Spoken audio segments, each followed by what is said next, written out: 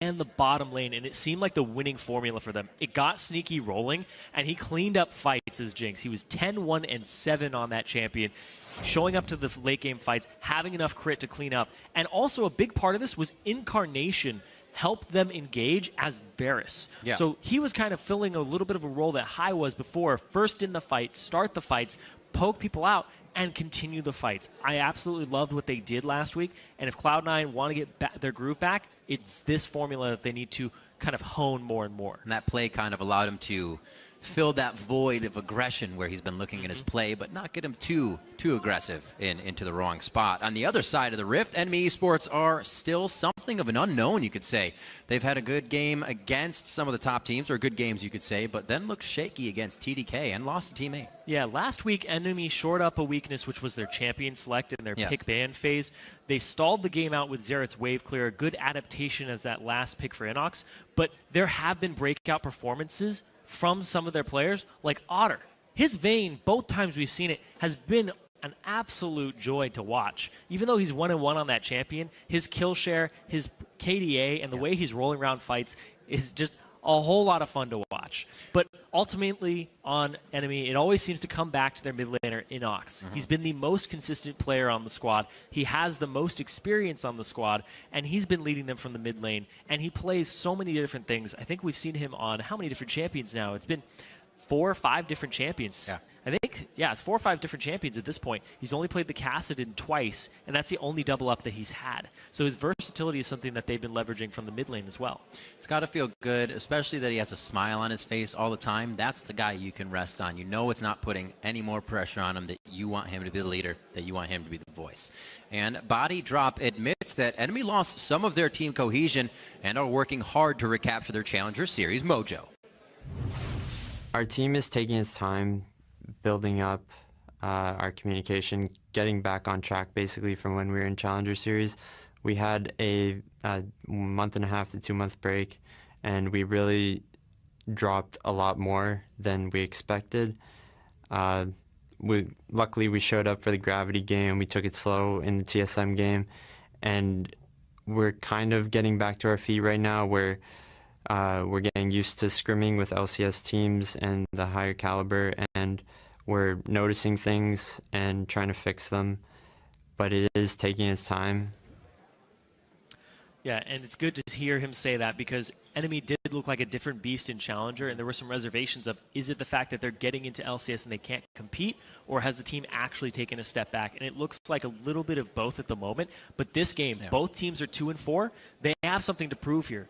C9 needs to prove that this roster's coming together, and NME needs to prove that they are a team that wasn't just dominating Challenger, but they can actually compete in the LCS as well. We'll get a chance to in just a few minutes. Let's check out the teams with a quick roster rundown. On the blue side, it is NME Esports. Flares in the top lane, Trashy in the jungle, Inox in mid, Otter at AD carry, and Body Drop at support. And on the red side, it's Cloud9. Balls in the top lane, Meteos in the jungle, Incarnation in mid, Sneaky on AD carry, and Lemonation on support. And, you know, continuing to talk about that, it kind of leads into muscle memory. You stop doing something at a professional level for a while, and it's not going to be as honed as it was before. Even to the fact where you hear players coming in, players that are at the top of the solo queue ladder, the players that are making all the moves and all the plays, and then they come into a game and they're like, this lane swap thing has me all mixed up. I've never done it before. It's because you don't have that muscle memory. Once you lose that or don't have it, things can go real bad. A big thing of it is communication as well. Yeah, because when people think about shot callers, you're like, shot calling, it's weird, but there are personality traits that make you a better shot caller. If you are a reserved confidence person, in your voice. Exactly. Speaking little up, things. Tiny things like that. If that's a conscious effort that you're like, okay, I have to go ahead and turn on the mode where I'm playing the game, I'm putting info out there, I'm feeding people information so that I don't make mistakes and that everybody has the knowledge that they need. It's not like flipping a switch. You have to warm up for these things. You have to be able to do all of that and perform it with hundreds of people watching you in person as well. Funnily enough, as a shoutcaster, during like 7-8 years of playing Counter-Strike, I was a terrible shot caller, even though I try, knowing a lot about the game. It is not as easy as just playing. There's so many more things you have to think about, and give a lot of credit to these guys for doing it also with as many variables as there are in League of Legends. Yeah, and you have a lot of your own play to take care of at the same time. Meteos is adjusting to the shot calling role, and you can see in his play, yeah, good he point. might not be as aggressive. He might not be around the map as much as he was before. And then the fact that they lost their most vocal player with High, Incarnation, is he filling that void? But we'll have to see how they play this game. Flares gets his Rumble again in the top lane. Big pickup. I love this because Flares, #1 in solo queue ladder in North America. Absolutely. He's got aggressive champion across the board, whether it's his Hecarim. He plays things like Riven as well. I wouldn't be surprised if he plays Echo now in the top lane. But the Rumble for him is another champion that he's very potent on. It's one of his top most played champions, and he's delivered on it before. But the problem is how is this going to revolve around NME as a team? Because they kind of fell a little bit to the wayside with their team coordination, their team fighting. It's true. Is this the game where they pick it back up? It's true, but as Cloud9 get with the bans they've had, kind of looking at 3 top lane bans that flex on the Echo, he knows how to play against Rumble. He is an undefeated Rumble. So is it okay to give that over to Flares? Like you said, Flares obviously very formidable player on that as well. So we'll see how they decide to switch things over. Cloud9, that is a lock-in of the Nidalee and Sivir right away. Very interesting. This is Meteos' first Nidalee game of the split, and this is his first hyper-aggressive jungler. He's been playing things like Rek'Sai, Gragas, Nunu, Sejuani, but the Nidalee really falls into the I need to kill people role as opposed to I need to defend people and harass them and slow them. This is a champion that Meteos is looking to carry on, farm very quickly with his jungle. So if Meteos is looking to turn around his shot calling and keep his individual play on par, he needs to just step into this role, see if he can actually put his carry pants back on. Do they still fit? Maybe that's the missing link. Maybe that will make the calls really count for Cloud9. Once they have that bit of an advantage that they can lead, and Meteos knows he has, they'll get back to that sense where they said, even if we were behind with High, it didn't feel like it. That's really what they're trying to achieve, because then you can pretty much come from behind on anything. Over the side of NME Esports now, the Sejuani quickly picked up. Rek'Sai is still available, but it looks like he is actually going to pick that up along with the CC, more crowd control from Nanny. Yeah, it looks like it's just team fight across the board here. Hide whatever you're going to take in your AD carry. Make sure that you have a priority support. You're going to just lock up and hide your mid laner for a little bit longer. But this is all team fight here from NME. This is all start fights, team fight, crush C9, have access, have ways to get to Nidalee. Flash Tibbers, if you can blow up Meteos, get some CC on him. This is a winning formula for NME. If you picked Rek'Sai, it's very kiteable. Looks like they may be giving the chance for Meteos to kind of go hard and carry here. A little bit of safety in the team and assurance that they can take some of those late game fights if they do get hit on. Right now, they kind of just want to whittle away at the HP bars of NME from as far away as they can. But they're panning out. Their picks are quick. They are locking in immediately. Yeah, I want to see what Cloud9 does to round this out. It could be a Varus mid and they go full poke with an AP and an AD threat. It could be an AP Cog if they're going to go with another poke champion. But Incarnation, he hasn't actually shown us too many champions. He's gone with the Azir, the Victor Kog'Maw, and the Varus. So all these champions fill the long-range void, except for Victor. He's got that mid-range. But Cloud9 right now, this composition is really going to round out with what they pick. Is it poke? Is it engage? He just swapped over to cleanse. So he's looking for possibly an Azir in this comp. We see a Jace get popped in here. Definitely available. Not considered enough a change to the kit to really lock him out of the LCS. So Jace will get picked up here. Saw it a few times in the EU LCS. Soren, one of those plays. Wasn't actually able to find any wins on it, though. See what happens here. Inox could be taking that in his hands as we see the Rumble top. Yep, once again, another poke champion here for Inox. Yeah. AD threat in the mid lane, AP threat in the top lane, and then they have Otter on Jinx for the late game carry. So there's a lot of scaling here, a lot of team fight, but the soften up here is going to be Inox. He preps the fights before they engage.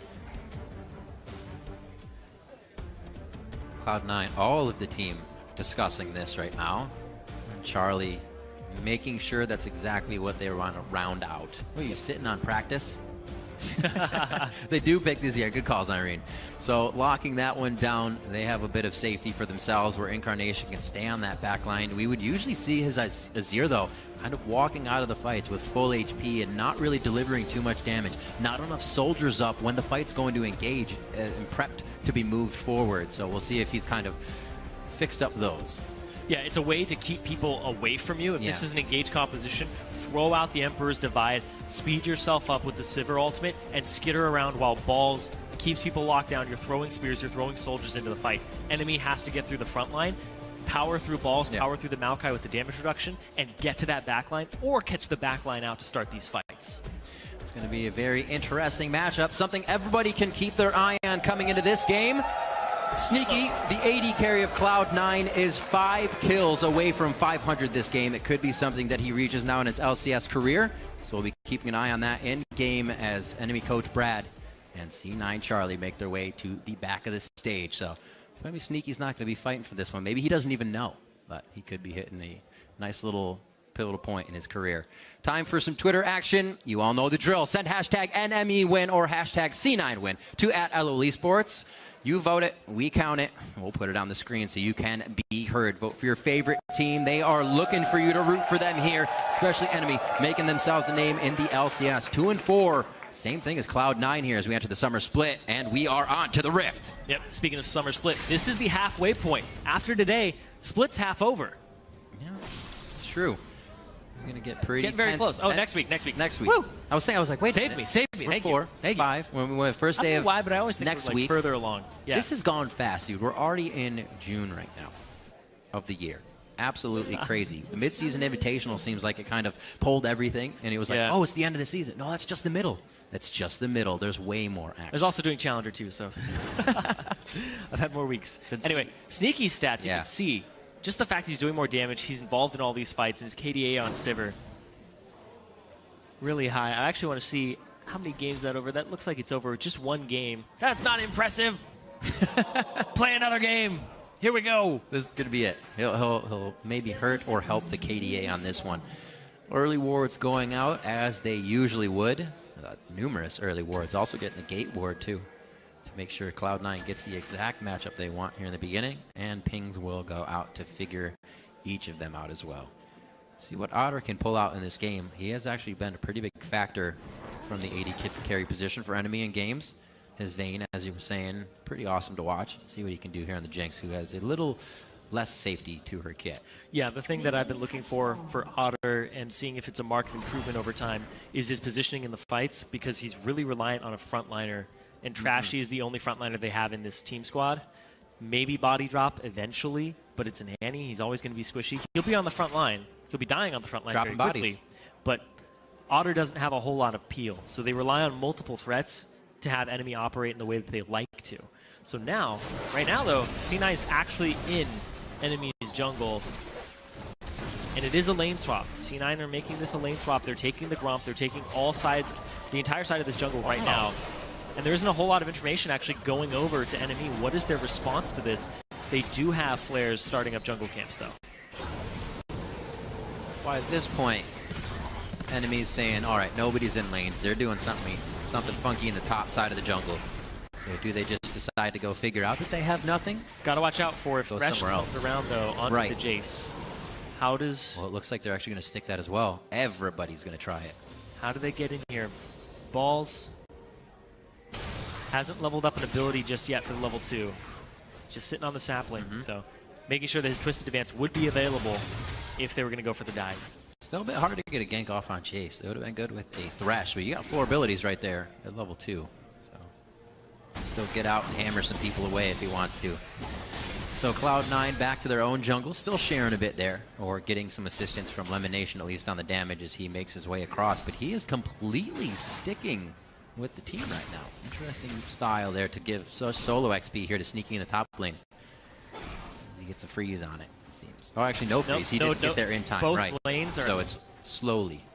Both lanes are actually slow pushing towards the bottom. It looks like it's going to be 4-man from Enemy to the bottom lane. And then in the top lane, they're going to try to emulate the same thing. Enemy's already on this turret, though, and they have a Jinx. So we'll have to see. They've already gotten up to it, and they're going to do some damage to it already. Sneaky missing that one CS. That makes him start to fall behind. Won't be a problem here. But like you said, each team trying to mirror each other right now. Maybe it's going to be 4 top, 4 bottom. We may see this going down. Oh, no, they're actually wrapping around middle. They're not actually going to come to that bottom lane for the jungler here. Looks like they want to pick on Incarnation a little bit.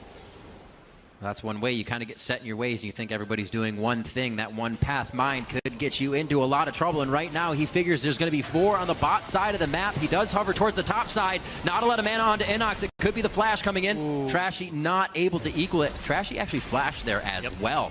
So that's a loss for him. Trying to close that distance. Right. You can see the turret status though. Top lane turret, very close. They're just trying to bounce this wave. Bottom lane turret at the same time. It's still got about a 5th on it, a 6th on it. And they have to clear one more wave, and this is actually a cannon minion wave too. So down bottom a little bit more. They have to rush this down as fast as possible. And since it's a cannon minion wave, it's got more HP in it. It's got more HP, and the fact that the turret's going to have to get more hits off, I don't know if they're going to be able to bounce this wave effectively. Right.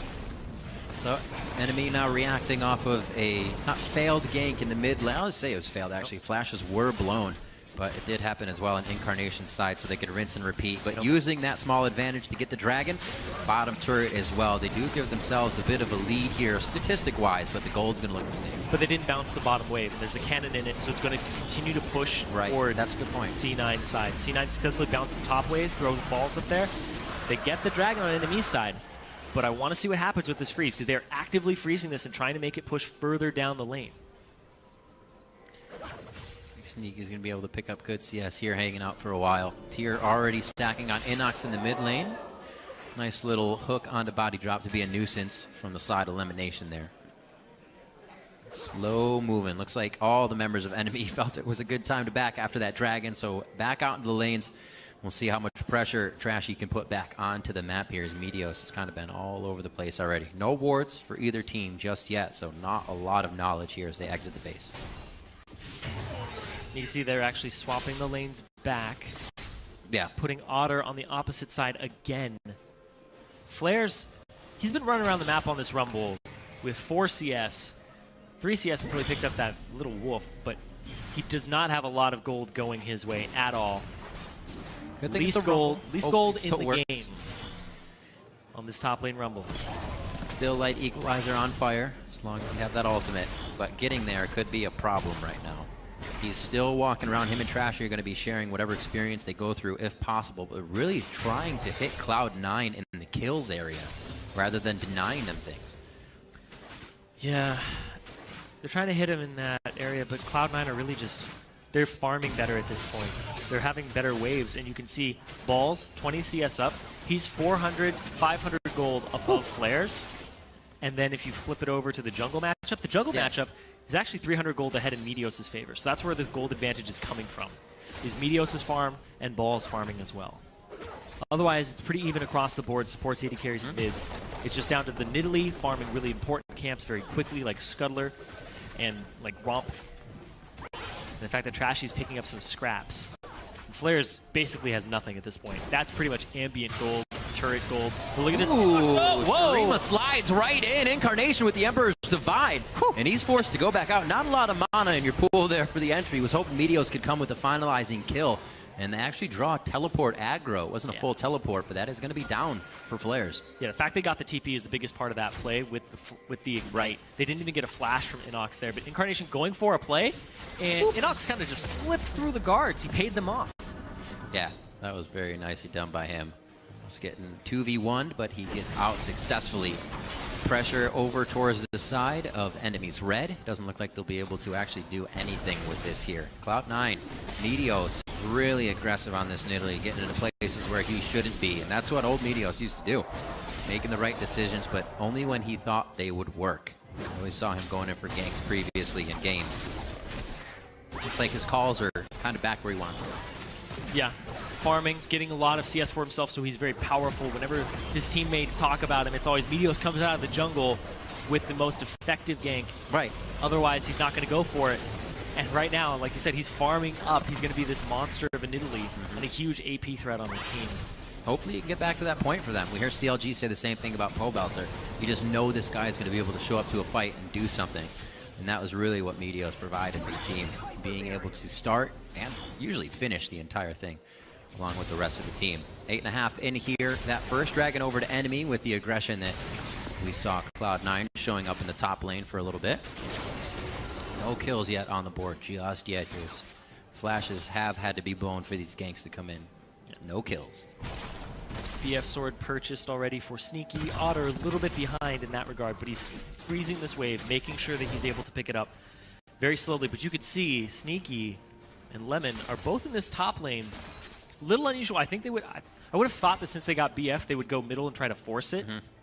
But instead, they're worried about the wave clear. They're looking more for a pick here. I don't know how much they're actually going to get accomplished in this lane. Have to see what happens to Otter. Burn! Putting on the afterburners. Yeah. He's happy he got Boots. That probably actually helped him there pretty good for that play distance that he almost got hit up on. But Boots' pickaxe seems to be a better buy against a rushing Sivir coming at your face. Flash for flash there between support and AD carry. Otter, now he can't freeze the wave. They broke the freeze, but he still needs to back for a BF sword before anything happens, because if he shows up to the same fight as Sneaky, he has way less damage output at this point in the game. All right, so we got 1:20 on Dragon. Still want to see what happens. Oh, Flares isn't even 6 yet. Nope. That is pretty painful. Still sitting on 1,000. I was going to say, what happens when you get the Wablam damage that can come in from a shock blast, from the missile, from an Annie, from an equalizer? The LeBlam? Wablam. Wablam damage. I thought it was the LeBlam. No. I thought you went a It's a little W. there. It's a W. 1 minute, we could see that damage coming through. But right now, without a level 6 Rumble, this is going to be very hard. He also blew his flash. Doesn't have even the Haunting Geyser Sword Boots yet. So they may have to actually just give up. Yeah, they don't really have the second Dragon. They don't really have the combo here yet either. Trashy just hit 6. Flares very close to it. And Otter still hasn't backed for his BF sword. He's sitting on 2,100 gold. Looks like by the time he backs, he'll be able to actually purchase something else on top of it. Yeah.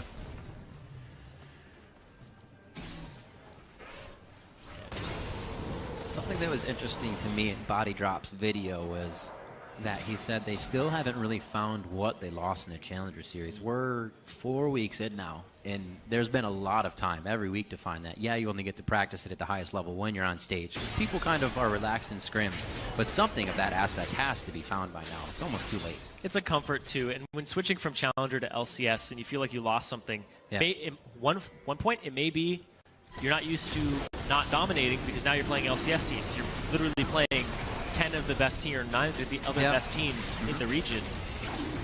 So if you come in expecting to just dominate it, it's a little high expectation there. We haven't seen anything close to that since Cloud9. A little bit of Origen over in Europe. Yeah, very true. Well as well. And we can see what happens to teams in general. Cloud9 now tied at 2-4 with NME. You lose your way a little bit, and it's very hard to find that path again, especially when it's something like your shot caller, or actually taking a very long break we see is affecting NME here throughout the Challenger to LCS season. Hopefully things that can be patched up for a few wins that keeps them out of the no-no zone towards the end of the season, because only one team gets that spot. And we don't want to be that team. Flash in from Body Drop, very, very quiet, or no, it's almost too quiet. That's going to be Lemon Nation going down. One less hit on Sneaky. Oh, he has the spell shield up. That only stays up for a few seconds, rather. Very, very nicely done. And we are going to get a quick pause. Like, did that hit a spell shield? I want to know. It's a bug. It should have it should have killed him. But yeah, like when Lemon Nation got bopped, he actually could do too much possibly. We'll get that for you shortly. But that was the combo right there. Flash, Tibbers, Annie stun onto an immediate start cooking them with the Rumble ultimate into a Sejuani Glacial Prison. Really, really good combo there to take out Lemonation, get Sneaky extremely low, get his summoner spells out as well. So Lemonation basically saying, I couldn't move there. I felt like I was permastunned. He was permastunned. Yeah, his screen froze, they said. So looks like it might be a quick. Oh, his screen froze. Yeah. So it wasn't a. It was a big stun. He was stunned the entire time. It was a light stun. That's how hard Body Drop hit him. We'll see as we get back into this game. It shouldn't have affected too much throughout it, but strong play there from NME. It's exactly what they need to start doing the instant. And that, like I said, it was almost too quiet. People are just farming right in front of each other. And once you see the whites of their eyes, that's exactly when Body Drop went in. So they definitely know how to utilize the Annie play. A great block by Sneaky on that spell shield. Like I said, 1.5 seconds is how long that stays up. You don't have very much time to calculate something flying at you like that, but hit it at the right time.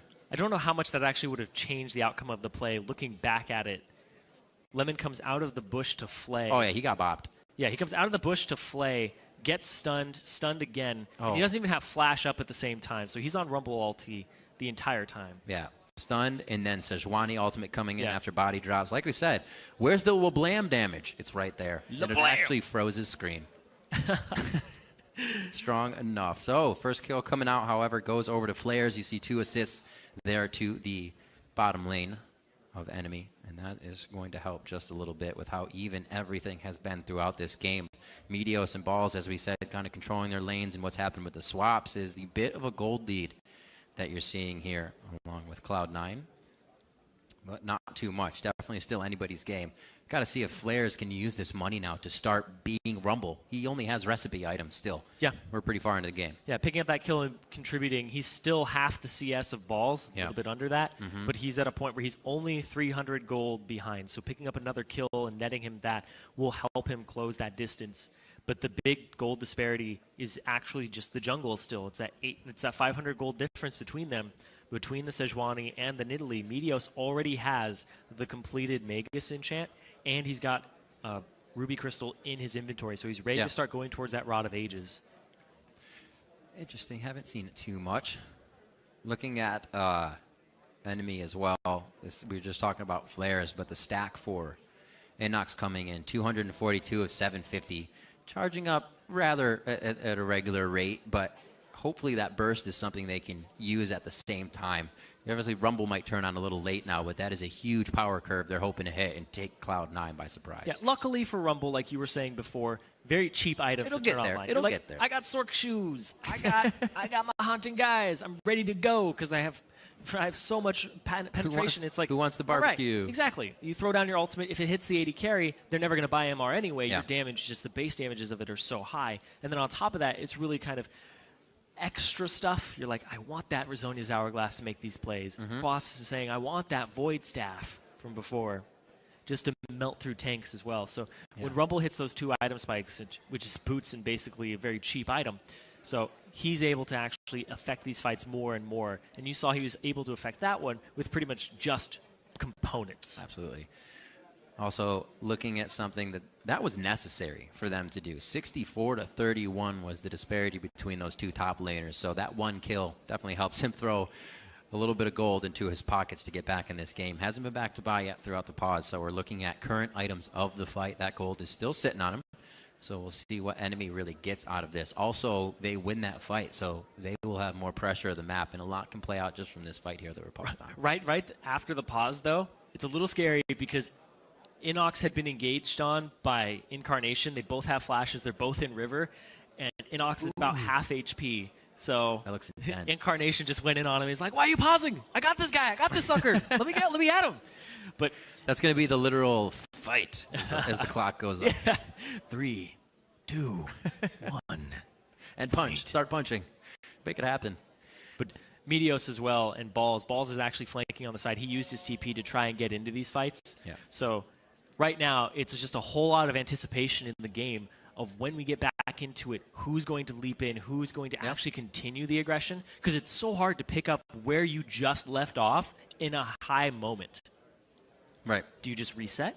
Do you immediately just not miss any steps and you go? It's very difficult to do that. Right. What was I doing? Oh, yeah, I wanted to get vision here. Oh, yeah, I wanted to hit this key. But also, in the middle of a fight, you froze time, and you give the opponent so much time to think about their next move. Without talking. And go through, you get to think about your next move, and you think, okay, I dodge up, I dodge down. What happens if he flashes me? Am I prepped for this? Your anticipation, your reaction time goes up, but we are going to get back into the game right now. Absolutely. We are hopping back in. It was determined that while Lemon's screen did freeze, it was during the 3.5 or more seconds of crowd control he was under. Yeah. There would have been no movement he could have done, and the play will go on, and it will stick. Yeah, it did not affect the way that he played in that fight. Absolutely. Completely locked up, slowed.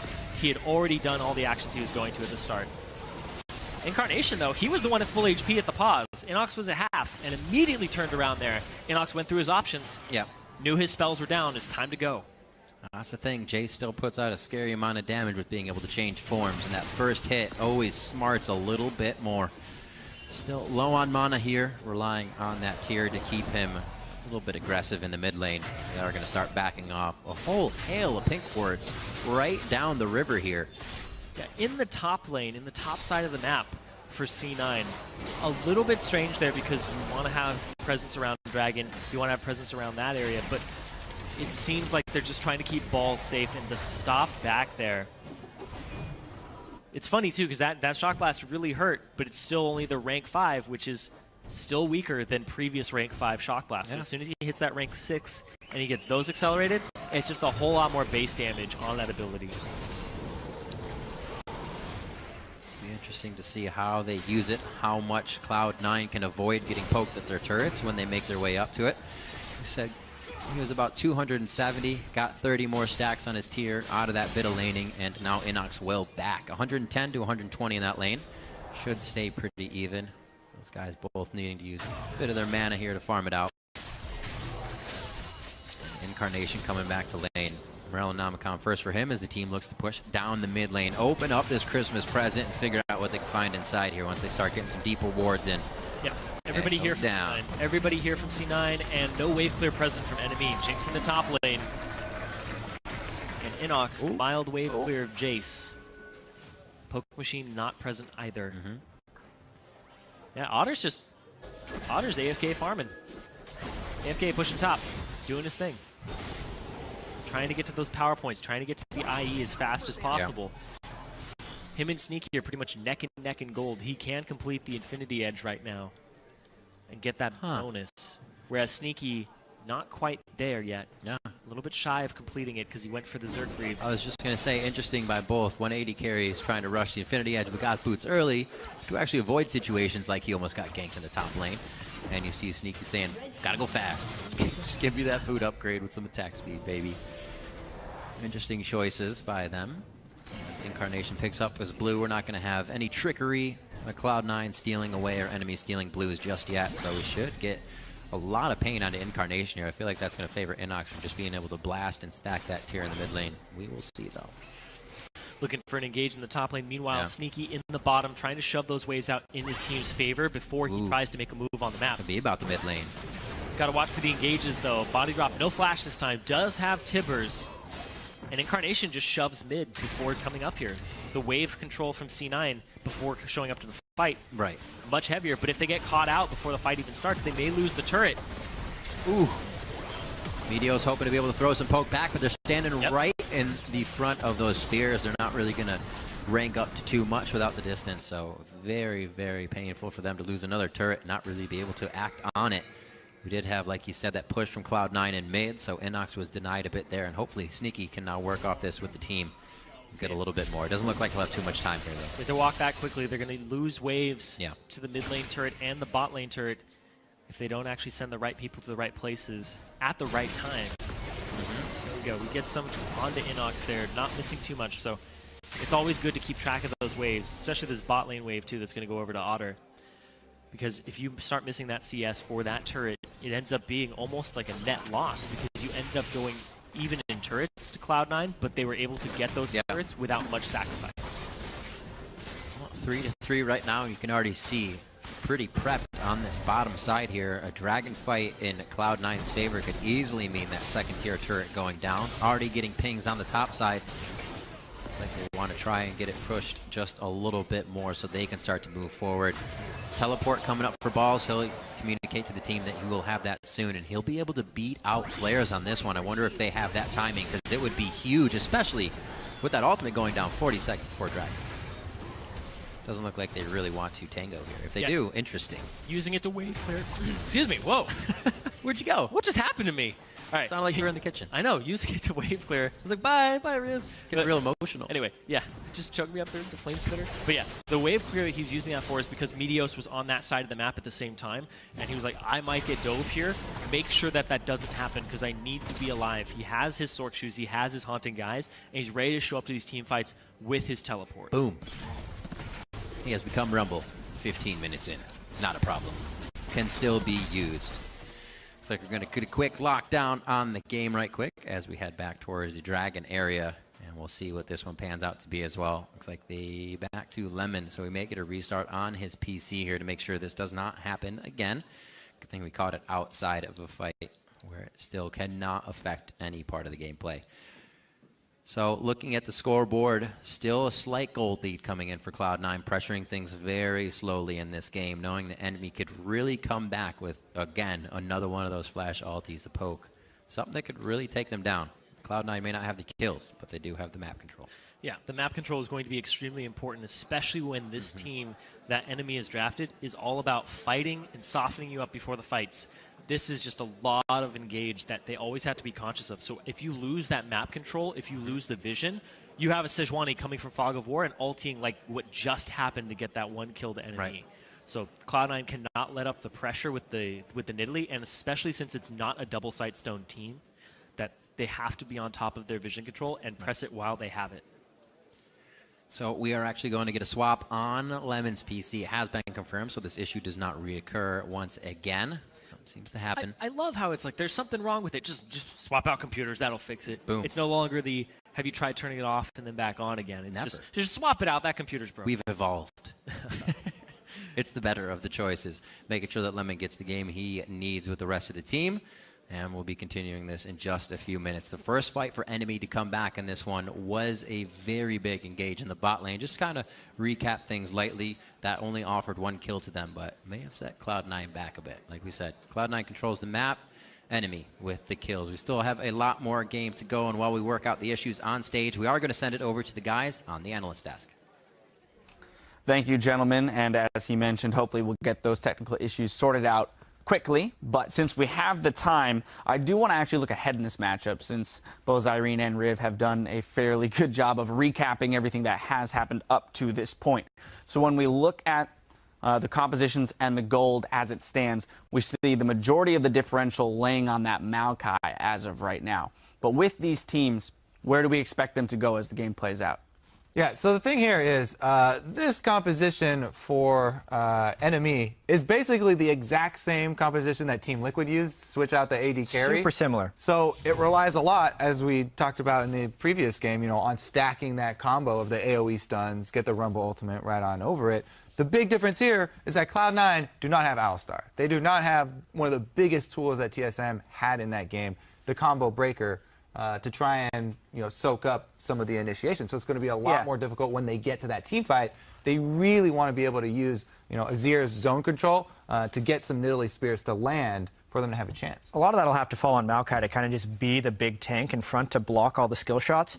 We were talking a little bit during the game just about Jace and his appearance here versus a Varus, because obviously Varus can shoot through things for diminished damage, but Jace, it just explodes right away, which kind of puts even more emphasis on Balls' Maokai, which has a lead, to get really huge this game, because if he's not a big threat, it's 4 squishy targets right behind him that are really at the mercy of the skill shot power and projectiles of NME. Right, and we're very curious to see which way he goes, because right now he doesn't have any armor. So it will even be hard for him to soak up too many of those shock blasts. The thing about Jace is that he's got the really high impact cues that are coming in, so the accuracy is also even more important. And Varus gets to fire off a lot of arrows. Yeah, we'll look to see how the itemization develops there for Balls in the top lane. The other interesting aspect of this is that there is the Azir on Cloud9's side, which is, the primary damage dealer from this team comp, which is what Bjergsen was playing in that game. And we saw evidence of both things happening. One, a fight where he gets entirely locked down and is not allowed to do damage up by that Baron pit. And then one where he wasn't able to be zeroed out super quickly, had the Zhonya's, and was able to roll through the rest of the team. So when we talk about positioning for Cloud9 and the itemization there and protecting the Zero, I think that's going to be pretty much, the crux of success in this game. Yeah, pretty sure he has cleanse as well. So it's not as easy to lock him down, and they could also add a McHale's on there if they decide to do it with Thresh. They still have choices to make with their itemization. So they're not to as much risk from the Wombo on the individual target, but because they have a Nidalee, high damage jungler, no tankiness, Sivir, 1 spell shield to try and block that, otherwise you're kind of messed over. It's a more just try not to clump for Cloud9. Enemy wants to force the clumped engagements. Yeah, I'd have to say especially Meteos has to stay far away from Azir. Nidalee, yes, it's a strong jungler in the early game, has a lot of control over the lanes, over pressuring the enemy jungler. But if one of those CCs lands on him, he does not have cleanse. He has no way to get out of it. The McHale's, if the McHale's comes, it's going to be late because both of these supports have opted for the coin route for their gold generation item. So they're going to have speed boosts for both teams. Both teams are going to be moving out really quick on that low cooldown, really big boost of speed, and it's going to come down to split seconds, and the back line here has to stay very, very safe for Cloud9. And that's where I'd have to say, the concern is that in the past we've watched C9 struggle in team fights with positioning and protecting the Azir. We watched in that Team Impulse game that tragic fight around the Dragon where they weren't entirely set up for it, and we watched Incarnation get killed without even setting up any soldiers. So we'll look to see how that develops. I just got word that everything is all figured out, so we are going to head back into the game. Let's send it over to our casters for the call.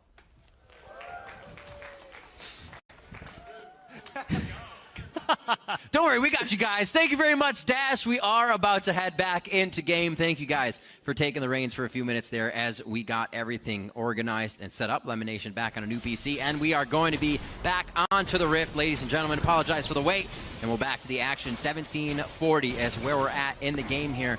A little bit of a dragon on the plate, Zyrene, and it looks like both teams are quite hungry. Yeah, and that Shock Blast is going to hurt a lot. It is at that point where it's a 320 base damage spell. Crowd is feeling. Plus about 100 more damage from his just his items. And that's before Acceleration Gate with the 40% increased damage. He's doing a lot of damage with that. When it lands, the Shock Blasts have to count here. Looks like he's putting himself in those positions, like Jace players that kind of try to stay off to the Fog of War until they need to, so you don't see that Shock Blast for the initial hit coming. They always start to tack on a lot of damage. Nobody's getting that damage back anytime soon, unless they have a ton of potions.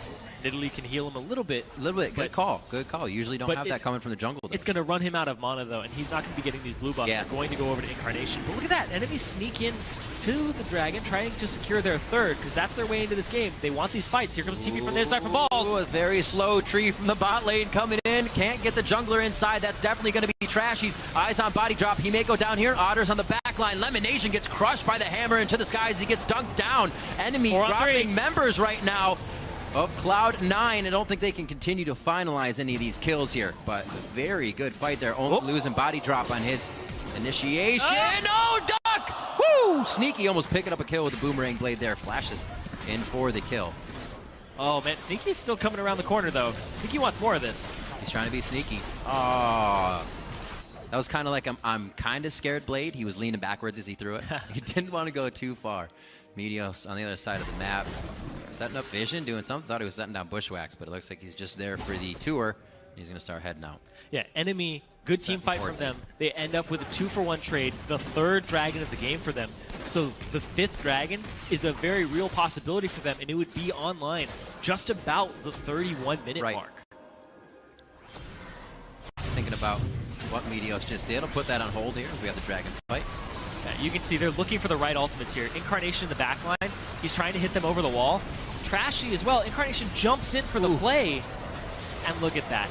Immediately into the back line, going for the hero play, but just immediately focused down. A good equalizer at the start to divide, but then it got Incarnation in a position where he was frustrated with where he was on the map. Because you want to be further up, you want to be able to adjust your soldiers, and then he just goes for the deep dive. And you dive in right when Jinx changes to rockets and starts AoEing everybody in the face. Yeah, and pushing everybody forward into your team didn't seem to help that much. Yeah. So, a bit of a mix-up there as Enemy puts their foot down. Cloud9 can't come up with the strategy they want around the Dragon. Just saw Meteos inside the jungle there on his tour. Put a ward down. If they can start denying blue here from Inox, that poke's definitely going to lessen, but this is going to be very hard. It just dies out before it hit the blue buff. Unfortunate.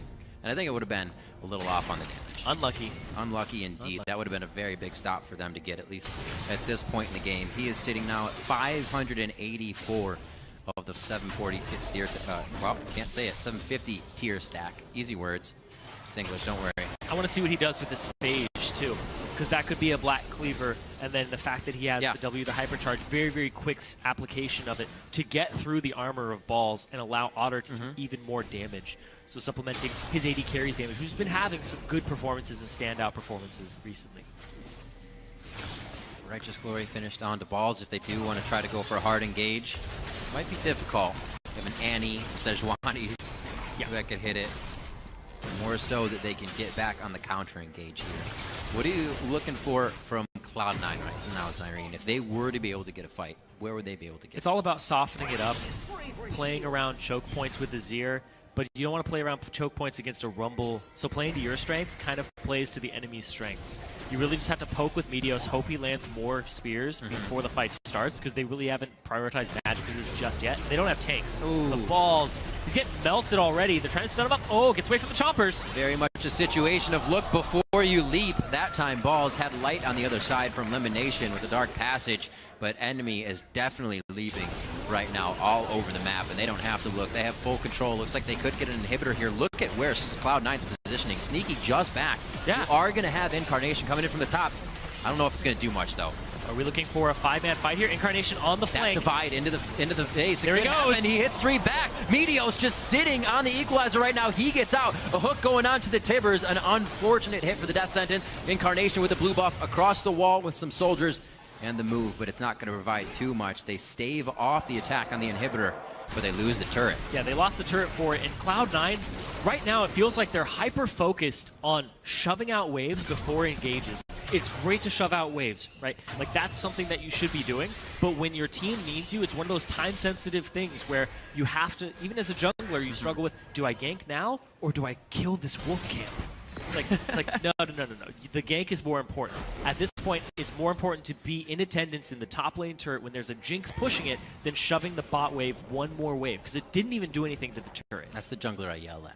It's like, I'll be there after red, golems, wraiths, wolves. I'll be there. Don't worry about it. I'll be there eventually. You know, it's like, but you were pushed up when I came down, so I went back. The jungler shows we all know when he wants to. We all know. So let's see. Enemy actually feeling pretty confident here. Or at least they want to get the fights in their favor. Elixir's starting to be bought up by Flares. Good bit of safety here. Righteous Glory thwarted by the hammer change, giving Inox a little bit of movement speed there to get himself to safety. But the team was also ready. You can see both teams now hovering, powers and numbers, almost hip to hip. If you're not the AD carry in the bot lane, Otter or Flares in the top. There's a lot of threat on this Baron. Lots of pink wards around it. C9 trying to bait it. And also they know Otter isn't here, so if they get a fight, it's a numbers advantage. So he flashes in this time. That was the Righteous Glory still being down from the last engage, but you can see how much Cloud9 want it. The welcoming carpet coming in over from Flares, but it looks like they want this fight, and they walk on through. Say, where's the food? They take down Body Drop. But they're going to lose the bot lane tier 2, and they're going to lose the middle turret. So they lost 2 turrets. This gets C9 a little bit behind in gold from NME. NME just caught up off those turret takes. It looks like they may be able to save mid with a fast move there, but you're right. It's something they definitely had to think about as an afterthought. It's not something they thought Enemy was going to get the upper hand on just because of a kill. Dragon number 4, Zyrene. Yeah. It doesn't look like there's anything in place here. Trashy's there, smite up, and Nidalee not too close. Well, they don't have. They can get there, though. They don't have Flares with an ultimate just yet. Oh, they didn't start it. I figured they could have burned it down. Yeah, and Body Drop isn't there. He's not even close. He's getting there slowly. They want to poke and soften up ahead of time. It's going to be difficult. This would be really big as well, staving off aspect of the dragon. Here comes the All TP. 5 of them almost went to Enemy instantly. TP to the bot lane, not much of a waste. They can continue to work this as well, since dragon number 4 means quite a bit for them. We already see that the Muramana has been finished up by Inox, so being on the outside here is almost perfect for Enemy. That was really close. Nice try by Sneaky to take that with the boomerang. Yeah, Sneaky, no ultimate, no way to really help them engage the fight. And Incarnation, he's not at those power points in terms of items where he would like to fight. And if you look at Inox, Muramana, Manamune, online, ready to go. The Muramana is going to chunk people out if they even get close at this point. So he's in his mid-game power spike. He still has room to grow, too. Could still purchase the Last Whisper, his boots for CDR. We talked about this point a little bit as well. It's kind of triggering with Flares. Now he's got the Leandries finished along with that Sorcerer's Elixir and his pen boots. These guys could really come out big. We just saw that Flares use that TP to a minion line in the bot, so we'll have to wait a little bit to get that back. And I wonder if Cloud9 can use a TP to their advantage here. There's 6 minutes on the clock now for that 5th dragon. Cloud9 are going to be forced into something they do not want quite soon. Yeah, and like you said, Leandri's Torment completed on Flares. Sorcery Elixir in his inventory. He's ready for a fight now. He wants that extra spike. This signals to me with all these pink wards too that they're looking to set up either a Baron, some type of choke point with their ultimates, and to fight Cloud9 and try to win the game off of that, get big objectives, or go top, force that. There's a lot of options here if you're NME, especially with 5th Dragon very close. Because here's the thing as well, if you mess up one of the fights, you still have a 5th Dragon on the table. Even if you get cleaned ace after this, you still have a way back in the game if you're NME. Cloud9 is really focusing on that vision game right now. Upgraded trinkets everywhere, giving them the idea that they can fight. That equalizer is absolutely beautiful. 3 down for Cloud9 already.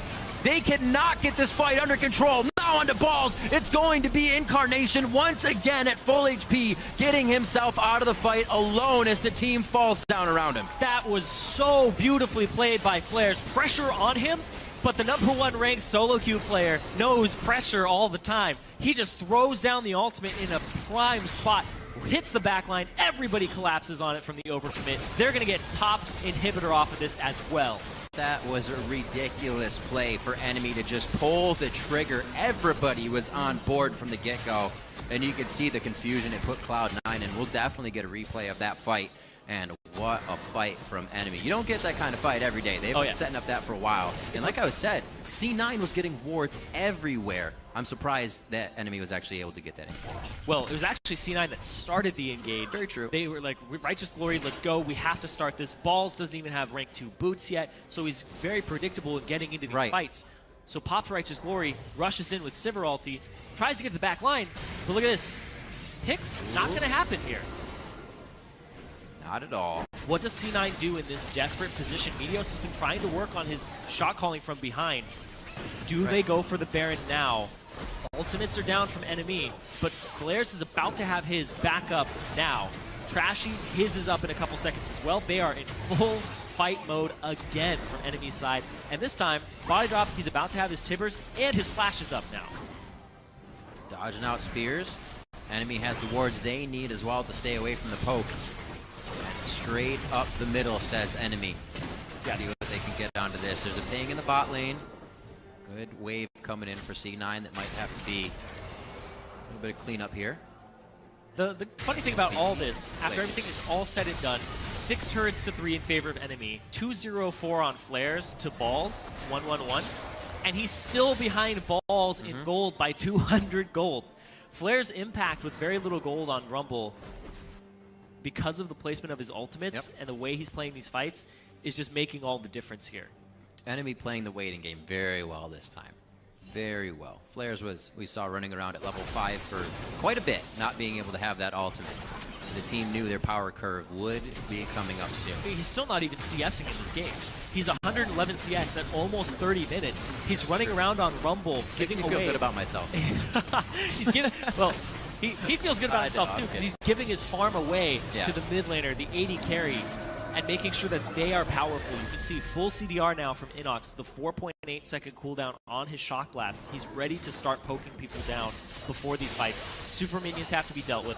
5th Dragon on the table in a minute and a half. NME just has so many cards, they're basically holding the deck. Oh boy. Close. No cigar. Flies off the map. They deal with Shurima's legacy there of Incarnation in the mid lane, taking down another one. Dragon in 1 minute coming up here. This is going to have to be stopped by Cloud9, or at least contested. I touched on this a little bit with Jinx taking turrets very quickly, but NME's comp, after they beat you in team fight, they are going to take objectives so quickly. That. Hyper shot and everything. Exactly. Hypercharge on top of the Jinx. That is some turret taking power. They can even just force their way up to a turret, start autoing it, and force you to fight them. This is a good composition from NME, especially when they had problems with drafts a couple weeks ago. It's good to see this from them. It's got a little bit of everything, too, because you see Cloud9 is so afraid to approach turrets because body drop could just jump on their face. They're going to get hit from Inox's poke while they're trying to take down the turret. It makes it very difficult. It's also got a dyssynergy in it, because Maokai wants to go in. You're seeing Balls try to start these fights, and Meteos is saying, no. Let me throw about 3 or 4 spears before the fight while we avoid Shock Blasts. Then we can start the fight if they still want to fight us after being taken low. But that's not happening. As a Nidalee jungle, when you play that, you always are like, no. It's opposite from other junglers. I don't want to engage. I want to stay at a distance before we engage. They're going to start losing turrets, though.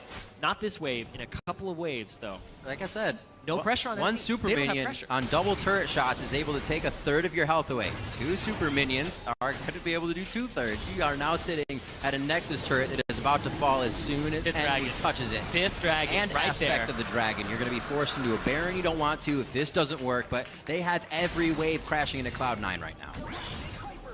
Cloud9 not going for pretty much any option. Okay. You have options to engage to at least try to fight them, but now your options just got worse. Fighting a team fight comp that can take your turrets very quickly, poke you very hard, while you have super minions in your top wave, and they're pressuring this bottom wave. This just doesn't seem like a win solution. Oh, that turret! Win situation at all for C9. Goes down alone. Sad, sad thing for that Nexus turret. Sneaky's going to try to recoup and get these last bit of minions cleared out so they could maybe put some pressure onto the side of enemy. Good dodges. And the aspect of the dragon making them look all shiny. Oh! So close. See, this is the point where Meteos gets to throw all the spirits he wants. I feel like this is the wave that they go. There they go. That's going to be an incarnation. Bombs the whole team back. That didn't hit Otter, though. He's got free farm of the free shots on the backside. Cannot take down balls just yet. Throws off the rocket, and it doesn't hit anybody. And in a bit of miscommunication there, balls goes down as well as flares, and nobody really wants to take the rest of the fight with that happening. Cloud9 was able to defend that without all their members. And they got these respawn on the top inhibitor, so they actually stave that off. The dragon buff is already half gone, and by the time flares is up, it'll be very close to being over. So only about 1 or 2 more pushes or waves after they all regroup from backing that they're actually going to have this 5th dragon buff. So Incarnation, he's been making flashy plays all game. That's the one that pays off for him. Immediately protects his back line, shoves everybody into the corner except for Otter. 4-mana 0 ulti. If that was paired with something that would do a lot of AoE damage in that corner, that would have been a one-team fight for C9. Ends up being even, though. You see that follow-up isn't there. They have, what, at most a Boomerang Blade to pass through everybody on the team, right? Yep. A Maokai Vengeful Maelstrom to get popped at the end after it mitigates damage. Very hard for them to take the full 5v5 fights here, for sure. Back to shove at the top, though, instead of Baron. Have to start putting a little bit of pressure on the enemy. Let them know that they will not be walked all over, but enemy wants actually no care to that aspect. And they are still just trudging forward now. It looks like it's going to be this inhibitor going down. Like you said, it's going to be fast once they get there. Shots over to Sneaky, the Hypercharge, and Jinx absolutely eating up the inhibitor here. 34 minutes in, a 2.5 thousand gold lead, as all enemy needs to keep this control over Cloud9 here. Once again, enemy have so many options right now. And they're denying resources everywhere, too. Shutting off the options of Cloud9. Cloud9, though, the fact that you need a 4-man, a 0 ultimate into a corner to even come out even on a fight just shows you, despite the gold being 3k difference right now, enemy have so many more advantages than just the You have to have the intangible show at this point. You have to have the plays and the shot calling from C9 if they want to get back into this. And speaking of plays... Oh, no! Incarnation feels safety under his own turret. But a false sense of security gets him down. The red carpet is laid out, and Balls will be the next one to get charred down. It is going to be enemy running up the mid lane now. The waves aren't where they would really want them to be as it was earlier, but they will have enough here to drop this next turret. Start giving C9 one hell of a game. 35 minutes in. Great job by enemy so far. Yeah, they're just chunking these down. 35 minutes. This is the point in the game where people start getting a cannon minion every wave, but this is where enemy already wants to end the game. 10 seconds on Incarnation. There's the ultimate from Sneaky. Elimination doing what he can. It's going to be Meteos trying to fly to the backside. He says, follow me this way. But enemy is going to be the next team to take down Cloud9 and bring themselves to 3 and 4 on the summer split. Enemy takes down Cloud9. That was a great performance from everybody across the board on NME. Really well. Otter, 100% kill participation in that game is Jinx. Flares, 128 CS in 36 minutes. Terrible CS score, but his contribution to this game was huge. His equalizers on point, the way he was setting them up and setting up Trashy. This looks like a little bit of their challenger mojo in their team fight. That's what they were looking for. That's what Body Drop was talking about in the beginning of these videos. And it looks like the team's able to get a little bit of that energy back here. And you know what? They look super happy about that win. Sometimes you see a team come off and, you know, they're kind of like, yeah, that was good. I'm really glad we won, but things to work on. Well, there's things to work on there. They very fantastically played. And once again, Inox on a poke champion, 20,000 damage, but flares, 18.5 thousand damage on a Rumble, no poke, all engaged, very little gold on him. He is doing more with less. And you can see NME ecstatic about that win, putting themselves at 3 and 4, and that puts Cloud9 at 2 and 5. Yeah. Cloud9 came into this game as well in Champion Select thinking, you know, we hit the top lane with a flex of Echo, and then we won't have to worry about too much about that top lane because I'll figure I can play against a Rumble, right? That's my champion. Well, that wasn't the one to really lose it. That Rumble still made a big impact coming in for NME, even as much as they shut it down, like you were saying. Yeah, and you can see Incarnation on your screen. He was making plays at the end there all throughout the game, but the team comp wasn't designed